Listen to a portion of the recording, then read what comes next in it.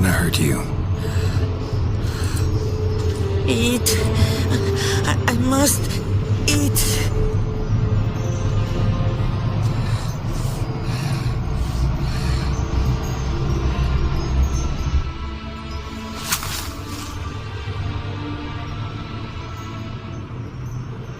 I'll take you someplace safe.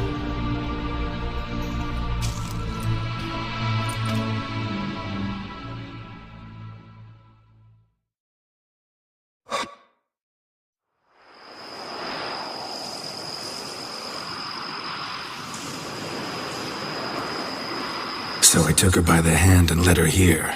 Seemed the only sensible place for her. You did the right thing, sir. She should recover quickly here. I'm deeply pleased, finally, to make your acquaintance, sir, though I do regret the specific circumstances. In all the commotion, I fear I neglected to introduce myself. I'm Barnabas Basil Folty, and by order of the Duchess, I am to serve as your major domo at Corfo Bianco. Nice to meet you, Barnabas Basil. Love to talk more, but got urgent matters to attend to. While I'm gone, please make sure she gets everything she needs. Don't worry, sir. I shall see to everything. She is safe here and in good hands. She'll soon be back on her feet. Might actually take a while. She hadn't eaten anything in over 100 years when I found her. Horrid. Whatever brought this about?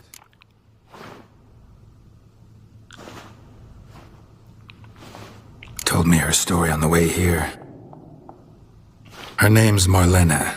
She was once the very beautiful and proud heiress to the Trastamara estate. One evening, when she was holding a banquet for friends, a beggar came to her gate seeking alms. He had a bowl and a spoon with him. He sat outside her fence and waited. I've heard of the custom. An ancient rite of hospitality that obliges one to give food and drink to such a guest lest he depart hungry.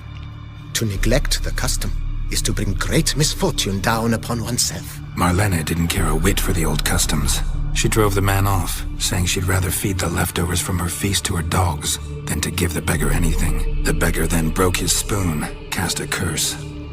She was beautiful, so he said she'd never wish to look at herself in the mirror again. Since she adored feasts, he swore no one would ever wish to sit and dine with her. And as she even refused him the crumbs from her table, he swore she'd never find a spoon in the world that would sate her hunger. A harsh punishment.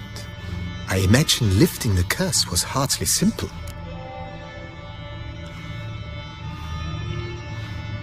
Curses are tricky. They play on irony. Always gotta figure out what the catch is. Marlena had spent decades looking for a way to lift it. Transformed into a wight, she stole spoons and lured folk into her home, trying each time to get them to dine with her. Didn't work. So what did? Someone had to sit down and share a meal with her, of their own free will. They had to eat without using spoons, and make her look at her reflection. That's it? That was all it required? Simplest solutions are sometimes the last that come to mind. Besides, when you're a wight, it's pretty damn hard to find willing human company for a feast. I imagine so. But, most importantly, it is now over. Please, don't worry. She will be in good hands here. Vineyard comes across as a place with a rich history. Know who owned it before me? Baron Rossel, who went bankrupt, forcing him to sell the estate to the Duchess. The Baron, in turn, had purchased it from Monsieur Bolius of the Headsman, a truly colorful man of Kedweni origin. He was actually a headsman? No, not him, but his great-great-great-great-grandfather. Indeed. Apparently, he was a common cut-purse who somehow secured for himself the post of ducal headsman in Beauclair. Went about his work with an exceptional penchant. They say he chopped off more heads than there are grapevines in the ducal vineyards. He never hesitated, not once. Never sliced unevenly, never botched a job. For his exemplary service, the Duke granted him a title and this estate. Monsieur Bolius, on the other hand, was an engineer in his younger years. Once retired, he settled here and took to producing wine. Sadly, misfortune struck and he lost his sense first of smell, then of taste. Additionally, he could not drink alcohol. His medic forbade it. Shame that. He gave up making wine? Not at all. He made even more of it. Began throwing wild balls to which he'd invite friends from far and wide in order to treat them to his wine and delight in the fact that at least someone could enjoy it. It's the sort of man he was, Monsieur Bolius.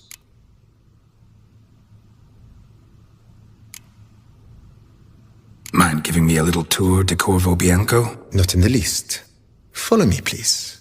I think it would be practical to begin on the hill.